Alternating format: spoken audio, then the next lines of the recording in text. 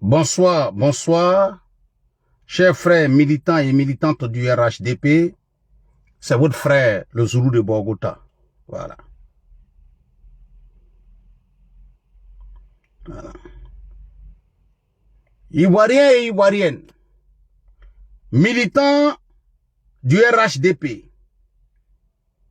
Ivoiriens épris de paix. Mais de quoi parlons-nous? Nous sommes en 2024 et nous voyons l'opposition ivoirienne demander à l'État de Côte d'Ivoire, au-delà de la révision de la liste électorale dont nous parlons, nous voyons que ils veulent qu'on fasse la révision de la liste électorale encore. Non la liste, non la révision. Un audit sur la liste électorale en Côte d'Ivoire. Alors, je me pose la question de savoir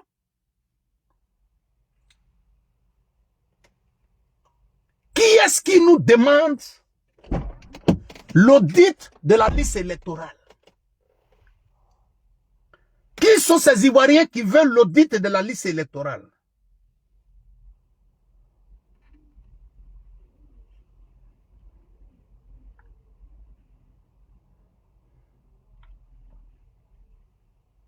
Qui sont ces Ivoiriens? Qui sont ces individus qui nous parlent, qui veulent nous enseigner la démocratie? Qui sont ces personnes qui ont oublié leur propre histoire? Qui sont ceux-là qui parlent comme si ils n'ont jamais eu l'occasion de diriger la Côte d'Ivoire?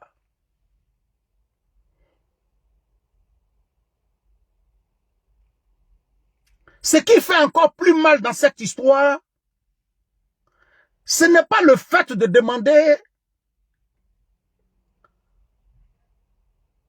une audit sur la liste électorale. Mais qui demande? Ado Baptiste Bis, salut à toi, mon jeune frère. J'espère que tu vas bien. Qui demande? C'est le militant du PDCI qui demande. C'est le militant du FPI qui demande. C'est l'opposition qui demande. Alors je me pose la question de savoir, parce que quand tu oublies ta propre histoire, ce n'est pas l'histoire des autres que tu peux retenir. Clovis Conté, salut à toi depuis ta position. Quand tu oublies ta propre histoire, tu ne peux pas connaître l'histoire des autres personnes. Le PDCI qui parle, je ne parle pas de l'époque du feu Boigny, je parle de l'époque d'Henri Konan Bédié. Je demande aux militants du PDCI de venir nous dire, quand Henri Konan Bédié a dirigé la Côte d'Ivoire de 93 jusqu'en 99, là, venez nous dire quand est-ce qu'il y a eu la révision de la liste électorale avant les élections présidentielles.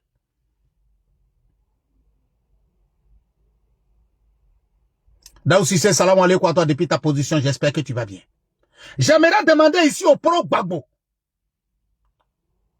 J'aimerais demander ici au pro-Gbagbo qui parle aujourd'hui de l'audit sur une liste électorale. Qu'il vienne nous dire de 2000 jusqu'en 2011 que Laurent Gbagbo a dirigé la Côte d'Ivoire. Qu'il vienne nous dire quand est-ce qu'il y a eu révision de la liste électorale en Côte d'Ivoire. Parce que quand les gens parlent de liste électorale en Côte d'Ivoire, c'est que c'est parce que quand les gens parlent d'audit sur la liste électorale, c'est parce qu'il y a eu révision de la liste électorale. Nous, hier, on n'avait pas encore atteint le niveau pour nous parler de révision de liste électorale. Parce qu'on était d'abord à la recherche de notre dignité dont on nous avait privé. C'est de ça qu'il s'agit. Voilà pourquoi il est très important pour tout Ivoirien de ne jamais oublier le 19 septembre 2002. Parce que le 19 septembre 2002 est l'année que Dieu a consacrée pour libérer la Côte d'Ivoire de la main des mafias, de la mafia qui dirigeait le pays. Le 19 septembre 2002, c'est le jour que Dieu a choisi pour humilier les bandits, les voyous, les braqueurs d'un pays. C'est ce jour-là que Dieu a décidé de les humilier. Et c'est ce qu'il faut retenir. Mais ce que l'opposition ivoirienne doit comprendre, et je l'ai dit ça matin, midi et soir, il faudrait que ça rentre dans vos oreilles. Chers frères et sœurs, vous allez finir vos débats sur TikTok. Vous allez finir vos débats sur Facebook. Quand vous allez finir tout ça là, la réalité là, vous allez nous trouver sur le terrain. Oui. Faites vos débats sur TikTok. Parlez tout ce que vous voulez. Faites vos mathématiques là-bas, sur la politique ivoirienne. Essayez de vous jouer les grands professeurs, les grands connaisseurs de la politique. Mais en réalité, là, vous allez venir nous trouver sur le terrain. On n'est pas pressé. On n'est pas pressé. Nous, on attend seulement. Le président Ouattara n'a qu'à donner le ton. Il n'a qu'à dire paix, et puis nous, on va avancer. Tous les discours que vous êtes en train de faire, nous, on vous regarde et puis ça nous fait rire. On ne rentre pas dans ça. Parce qu'au moment venu, vous allez comprendre. Vous allez vous rendre compte qu'on n'est pas dans du jeu.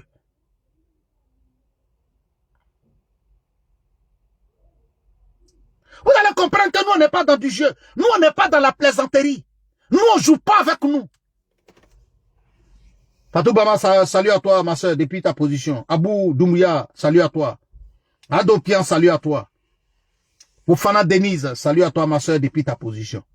Nous, on n'est pas dans la plaisanterie. Je vous le dis et je vous répète. C'est des pro-Gbagbo qui vont venir s'arrêter devant les gens pour nous dire, est-ce que vous savez ce... Est-ce que quand vous étiez au pouvoir, dans votre vocabulaire de politique, est-ce que dans votre vocabulaire, est-ce que dans le français que vous avez appris là, est-ce que le mot révision de liste électorale, est-ce que vous connaissez ça? Est-ce que dans votre vocabulaire de politique, est-ce que vous savez ce qu'on appelle élection transparente? Est-ce que vous connaissez ça? Il est facile aujourd'hui de venir parler de ça devant les gens. Mais hier, vous étiez au pouvoir, vous avez connu ce qu'on appelle élection transparente. Vous avez parlé de ça avec qui? Vous avez laissé la liberté à qui de marcher dans le pays? Des bandits qui étaient à la tête d'un pays. Des voyous, des voleurs qui étaient à la tête d'un pays. Voilà des gens qui sont là aujourd'hui, qui parlent du président Ouattara. Il y a des gens aujourd'hui, il y a quoi vivants, qui vont nous dire que le président Ouattara était leur collègue à la BCEAO. Il y a des gens aujourd'hui dans le monde entier qui peuvent lever la main et dire que le président Ouattara a été leur collègue au FMI.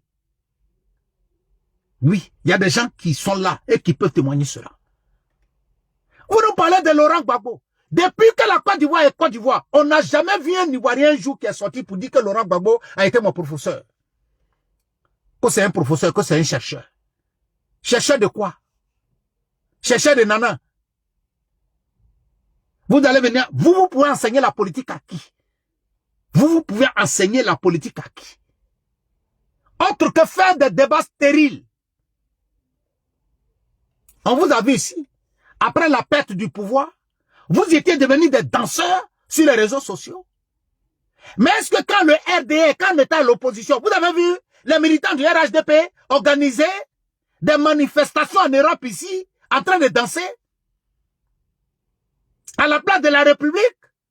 Vous avez vu des Ivoiriens danser à Rome? Vous avez vu des Ivoiriens danser à Madrid, à Barcelone, à Londres? Est-ce que vous avez vu des Ivoiriens danser aux États-Unis? Est-ce que vous avez vu des Ivoiriens, des militants du RHDP, ces IB en train de danser? Jamais. Parce que nous, on n'était pas dans ça. Nous, on était dans le vrai combat politique. Nous, on était dans les débats politiques. On était là pour dire que nous sommes une alternative à ces bandits qui sont en train de diriger la Côte d'Ivoire. On était là en train de dire on était en train de dire aux Ivoiriens que vous avez fait le mauvais choix. Que cela ne peuvent rien apporter à la Côte d'Ivoire. Les preuves sont là aujourd'hui. Les preuves sont là aujourd'hui. Même si Laurent Gbagbo faisait 100 ans à la tête de la Côte d'Ivoire, il n'allait rien apporter aux Ivoiriens. Il n'allait rien apporter aux Ivoiriens. C'est parce qu'ils ont perdu leur temps quand ils étaient au pouvoir à danser dans les rues, que même quand ils ont perdu le pouvoir, ils ont continué toujours dans ça. Nous, on n'est pas dans danse, nous, on n'est pas danseurs. Oui. Nous sommes les travailleurs. Nous, on suit un travailleur. Quelqu'un qui est dans le concret. Quelqu'un qui est dans le concret, quelqu'un qui est dans le vrai. Quelqu'un qui est dans le développement, quelqu'un qui a de l'amour. Quelqu'un qui a de l'amour pour son pays. Quelqu'un qui a de l'amour pour son pays et il le démontre. Dans l'histoire de la politique ivoirienne, le président Ouattara est celui qui a ouvert la porte.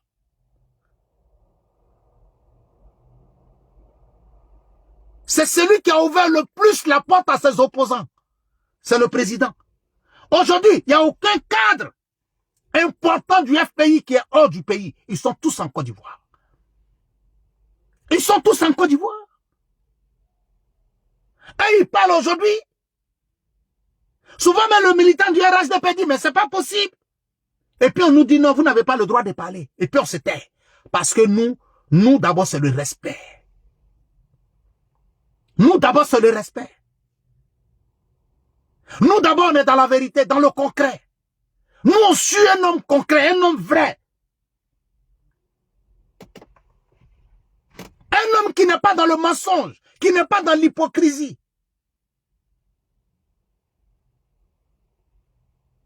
Sanane Amilou, salut à toi. Grand-Marie, ma soeur, depuis ta position, j'espère que tu vas bien. Et voilà des gens qui vont venir s'asseoir devant les gens pour dire que eux, ils veulent parler de politique avec les gens. Mais de grâce. Voilà des gens qui soutiennent des putschistes. Voilà des gens qui soutiennent des putschistes.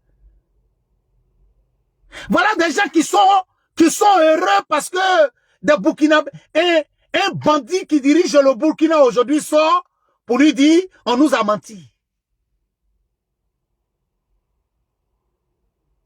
Mais c'est lui-même qui dit ça, là, posez-lui la question. Quand Laurent Gbagbo était au pouvoir, il avait quel âge?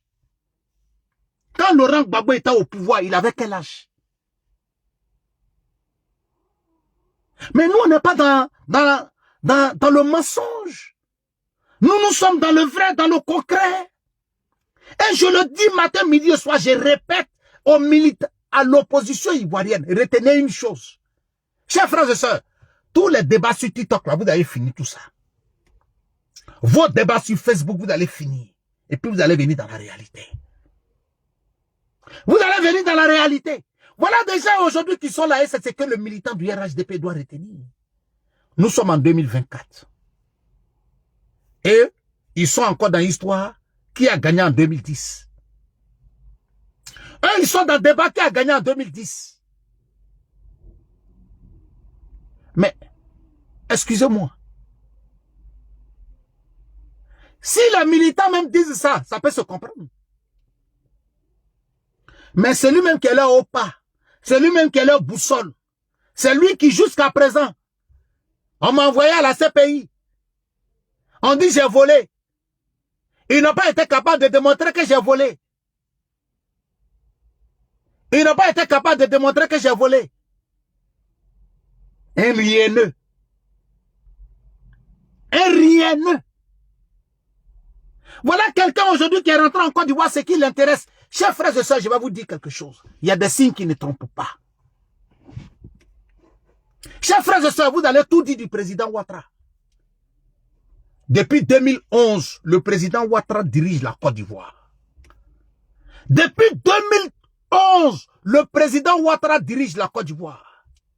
Depuis 1990, le président Ouattara est rentré dans la politique ivoirienne. Mes chers frères et sœurs, jamais, je dis bien jamais, Même ses opposants un jour n'ont pas été capables un seul jour, une seule heure, une seule minute, une seule seconde de dire, d'avoir le courage même de dire qu'on a attendu qu'il a sa copine quelque part. Ça n'existe pas. Aucun Ivoirien ne sera capable de nous dire que même un jour, le président Ouattara a eu à regarder une femme d'une certaine manière. Ça n'existe pas. Ça n'existe pas. Le président Ouattara ne se distrait pas. Le président Ouattara n'est pas dans autre chose. C'est ça qu'on appelle un responsable. C'est ça qu'on appelle un exemple. C'est ça qu'on appelle diriger un pays. Mais c'est de ça. Mais par contre, sinon on doit s'asseoir aujourd'hui et puis faire l'histoire de Laurent Gbagbo. Aïe, Adama. Est-ce qu'on peut quitter ici? On peut quitter dans ça. Est-ce qu'on peut quitter dans ça? Est-ce qu'on peut quitter dans ça? Voilà quelqu'un, même ses propres militants disent que quand il était au pouvoir, ce qui l'intéressait, c'était fesses. Vous allez nous dire quoi? Vous allez nous dire quoi? Vous pouvez nous regarder pour nous dire quoi? Yeux dans les yeux, vous pouvez nous dire quoi? On n'est pas en train de parler du même genre de personne. Ici, on est en train de parler d'un homme responsable. D'un homme qui sait ce qu'on appelle la politique. D'un homme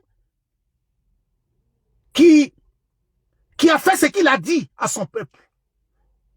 Il a dit, je vais développer le pays. Le président Ouattara reste celui qui a le plus travaillé en tant que président en Côte d'Ivoire, chers frères et sœurs. Le RHDP reste le parti politique qui a le plus travaillé en Côte d'Ivoire. Vous allez venir nous dire quoi? Vous allez venir nous dire quoi? Mais respectez quand même les gens. Bon, c'est un peu difficile, hein? Je peux dire respecter quand même les gens, mais c'est difficile. Parce que pour respecter les gens, il faut te respecter d'abord toi-même. Respecter les gens, il faut d'abord se respecter soi-même. Mais si tu ne te respectes pas soi-même, c'est pas les autres que tu vas respecter. Militants de l'opposition, les djihadistes de l'opposition, les terroristes de l'opposition, les voyous de l'opposition, les bandits de l'opposition. Mettez-vous une chose, 2025, c'est bouclé, c'est géré. 2025, c'est bouclé, c'est géré. Tchanglo Dozo, salut à toi. Mori Dosso, salut à toi. Kone Lassina, salut à toi depuis ta position.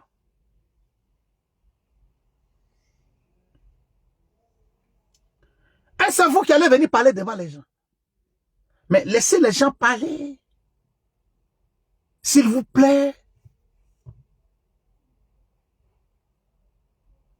Laissez que les gens parlent. Laissez les gens parler.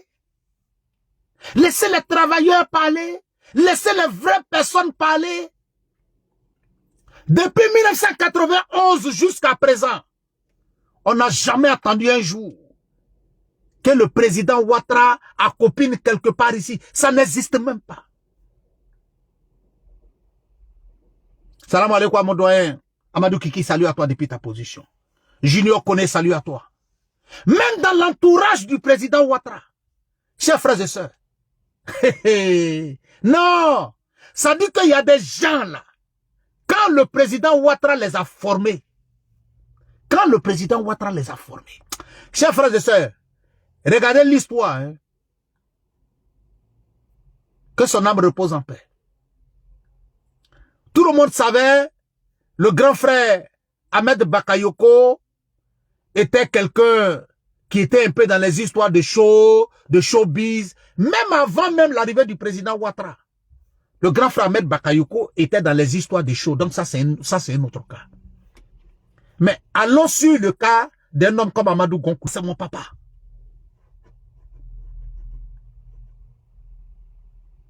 C'est normal. Vous allez perdre votre temps pour parler d'Ahmed Bakayoko parce que tout le monde sait quand même que c'est quelqu'un qui était dans le showbiz, rentré ici, sorti ici.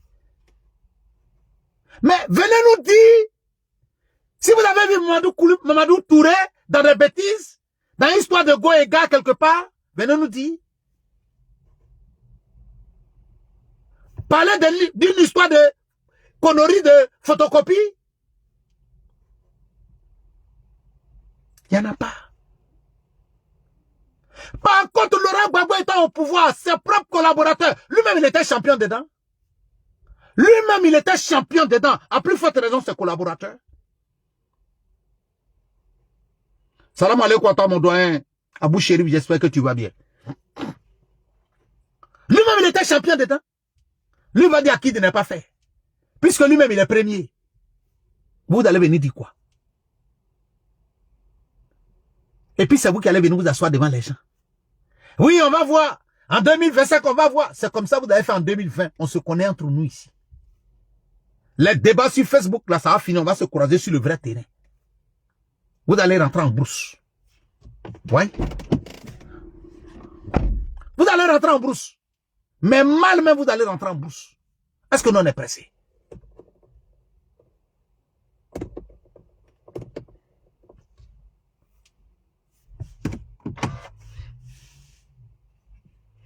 Chers militants du RHDP, tout ce que je peux vous demander,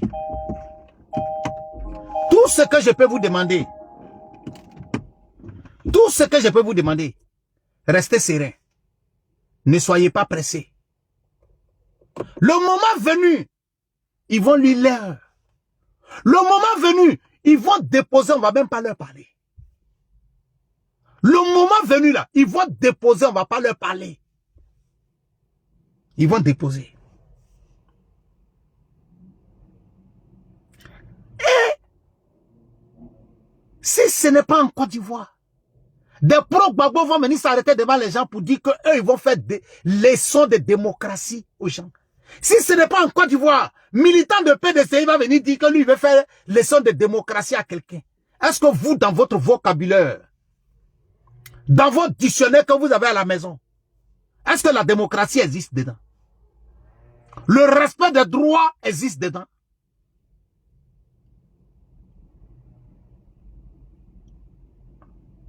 Hein?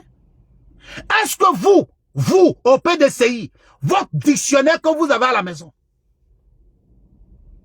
votre constitution de parti, là, votre... Mais vous, est-ce que le mot démocratie existe dedans? Le mot respect existe dedans? Ne foutez pas la merde aux gens ici.